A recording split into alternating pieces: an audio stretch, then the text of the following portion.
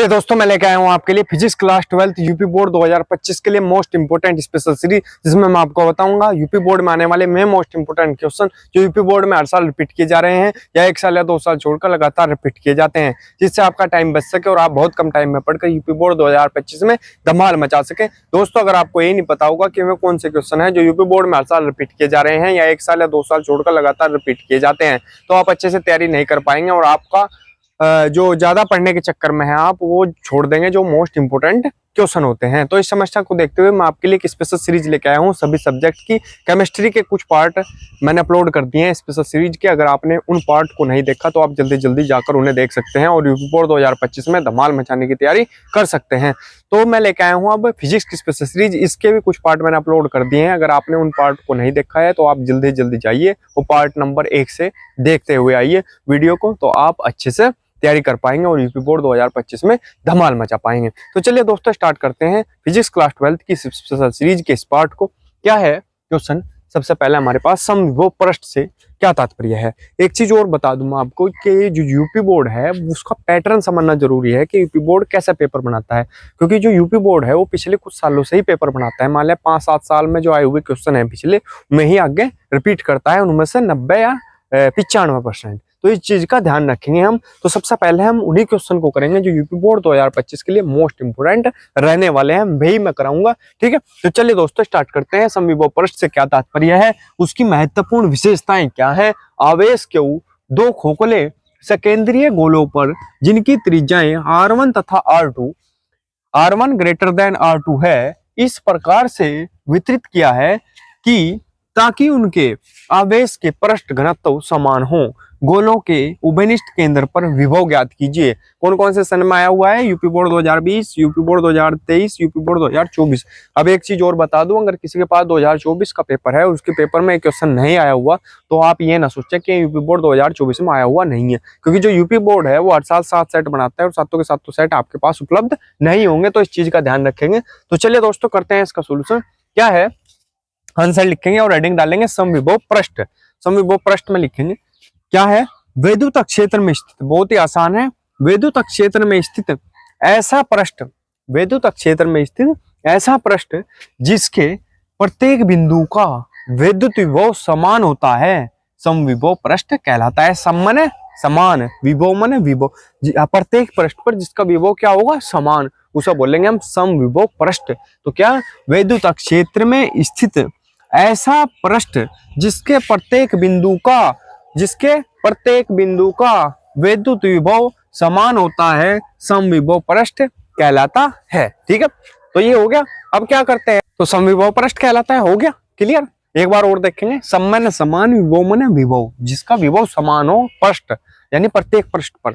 तो क्या? ऐसा वैद्युत क्षेत्र में स्थित ऐसा पृष्ठ जिसके प्रत्येक बिंदु का वैद्युत विभव समान होता है, समविभव पृष्ठ कहलाता है। ठीक है, अब आती है इसकी विशेषताएं। इसकी विशेषताएं भी पूछी जाती हैं कभी कभी, ये शॉर्ट क्वेश्चन में पूछा जाता है समविभव पृष्ठ से क्या तात्पर्य है, जो 2023 में पूछा गया और 2020 में और 2024 में ये पूरा क्वेश्चन आया हुआ है, पूरा 4 नंबर में। ठीक है, तो इस चीज का ध्यान रखेंगे। तो अब हेडिंग डालेंगे समविभव पृष्ठ की विशेषताएं। तो 2 विशेषताएं हैं, मैं ही याद रखेंगे, बस ज्यादा एक्स्ट्रा कुछ नहीं लिखना। ठीक है, जो मैं करा रहा हूँ उसके साथ साथ नोट्स बनाते चलेंगे और लिखते चलेंगे। नंबर 1 विशेषताएं क्या है इसकी? समविभव पृष्ठ पर किसी बिंदु के आवेशों को एक बिंदु से दूसरे बिंदु तक ले जाने में किया गया कार्य शून्य होता है। क्या? समविभव पृष्ठ पर किसी बिंदु के आवेशों को एक बिंदु से दूसरे बिंदु तक ले जाने में किया गया कार्य शून्य होता है। पहली तो होगी बात ये। ठीक है, नंबर 2 पे अभी क्या करेंगे, इसका स्क्रीनशॉट ले लेंगे, फिर मैं इसे पूरा को साफ कर दूंगा। ठीक है, फिर मैं एक विशेषताएं हो रही है इसकी वो लिख दूंगा और फिर इसका सोल्यूशन करेंगे ये वाला। ठीक है, जो बचता है स्क्रीनशॉट ले लेंगे जल्दी जल्दी। चलिए दोस्तों आगे देखेंगे हम क्या है। एक जो विशेषताएं है इसकी वो रह गई थी, एक लिखेंगे समविभव पृष्ठ। नंबर 2 डाल के लिखेंगे समविभव पृष्ठ के प्रत्येक बिंदु पर वैद्युत क्षेत्र की तीव्रता पृष्ठ के लंबवत होती है। क्या? नंबर 2 में लिखेंगे समविभव पृष्ठ के प्रत्येक बिंदु पर वैद्युत क्षेत्र की तीव्रता पृष्ठ के लंबवत होती है। क्लियर? अब ये चित्र बना देंगे। ठीक है, आर्टिकल भी सिद्ध करना हमें, इसका गोला बना देंगे भाई, गोला है पूरा। ठीक है, बोर्ड पर बन नहीं पाता पूरा। ठीक है, आप प्रकार की सहायता से पूरा बनाएंगे गोले 2। ठीक है।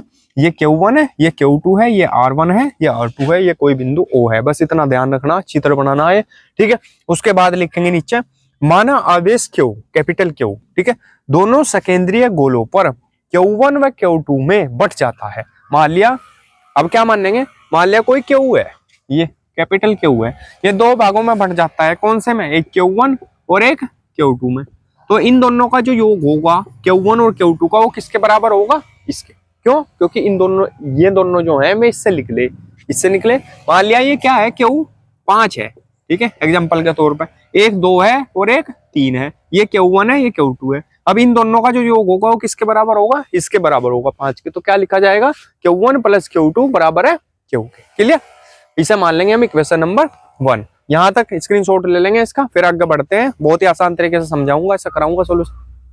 चलिए दोस्तों आगे देखेंगे, वहां तक लिख लिया ना, क्या Q1 + Q2 बराबर Q, ठीक है।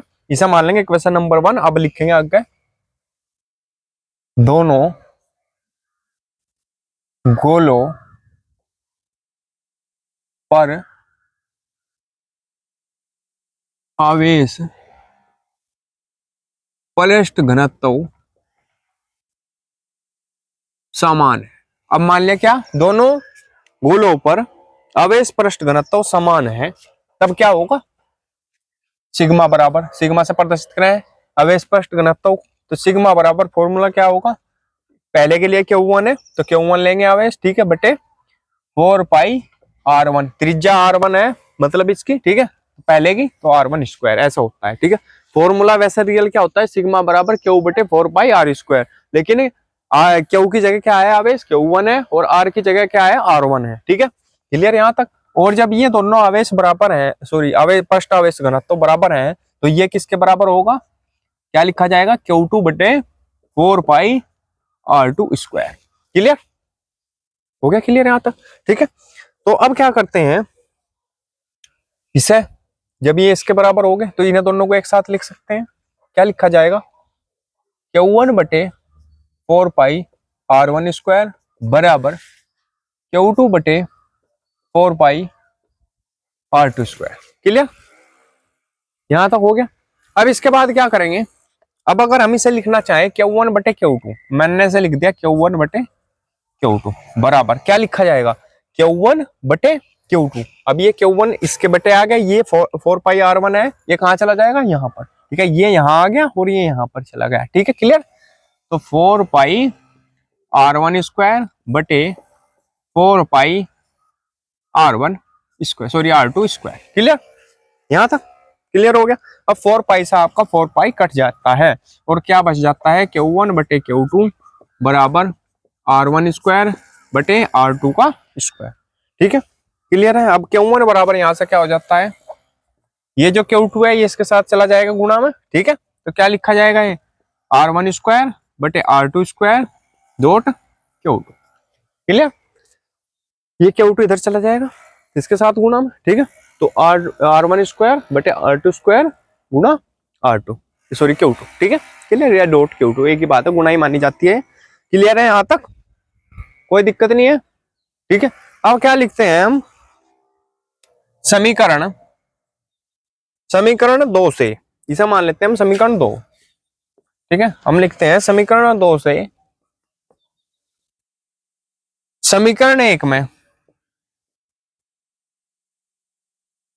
समीकरण 2 से, ठीक है, समीकरण 2 से समीकरण 1 कौन सी थी, वो वाली Q1 + Q2 बराबर Q, ठीक है, में मान रखने पर, ठीक है,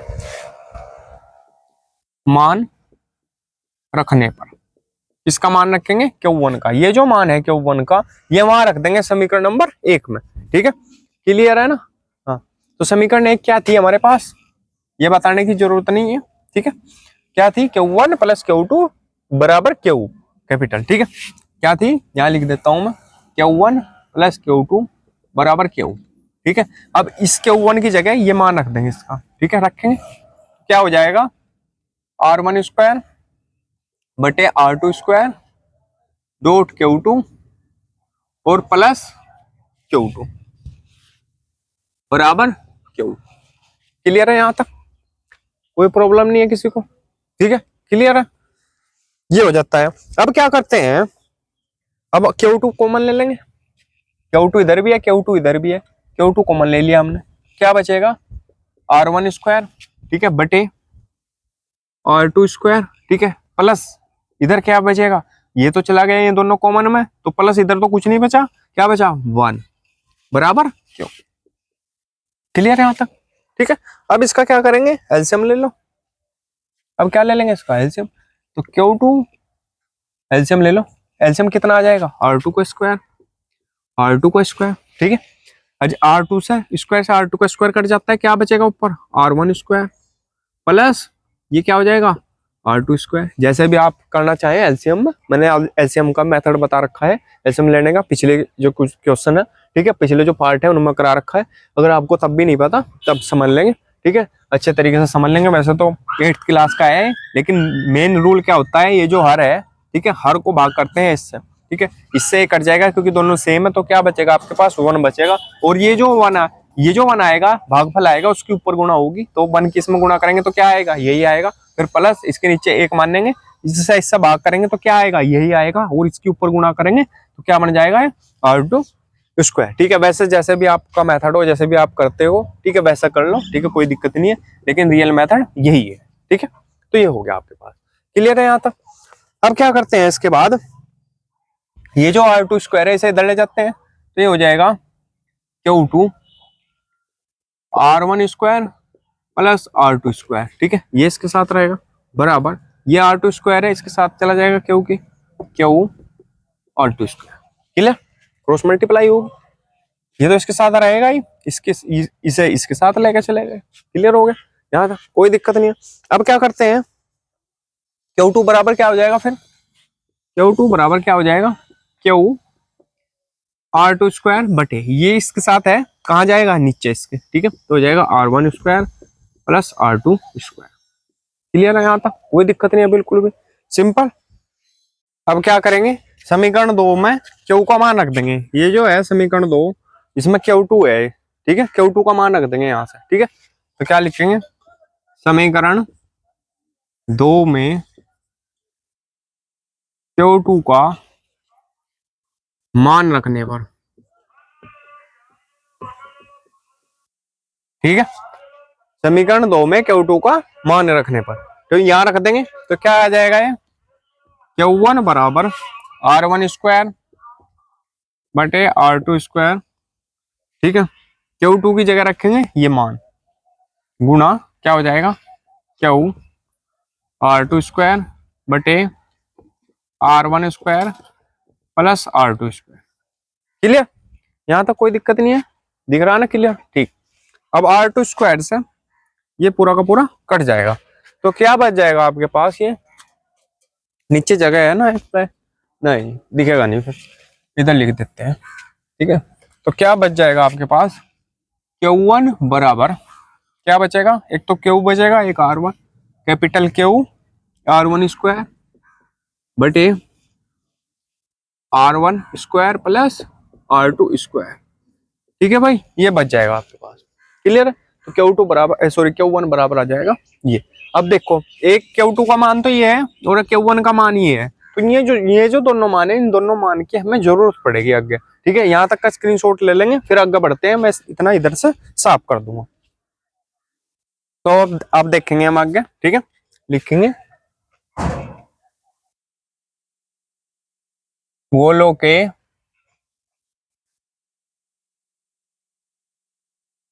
उभयनिष्ठ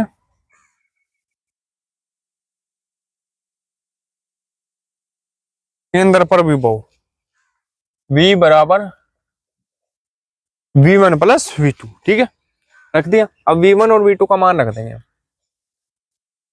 V1 और V2 का मान क्या होता है बताओ, 1/4 पाई एप्सिलॉन 0, Q1 वैसे Q/R होता है, लेकिन पहले के लिए है क्योंकि V1 है, ठीक है, तो आवेश इसमें क्या है Q1 है, और जो त्रिज्या है वो कितनी है, यानी दूरी R1 है, ठीक है, तो इसलिए लिखेंगे Q1/R1, फिर प्लस का चिन्ह है बीच में, प्लस का चिन्ह लगा देंगे, और फिर क्या लिखेंगे V2 की जगह 1/4 पाई एप्सिलॉन 0, और क्या हो जाएगा ये Q2/R2, क्लियर। दूसरे में Q2 आवेश है और R2 त्रिज्या है। क्लियर है यहाँ तक, कोई दिक्कत नहीं है।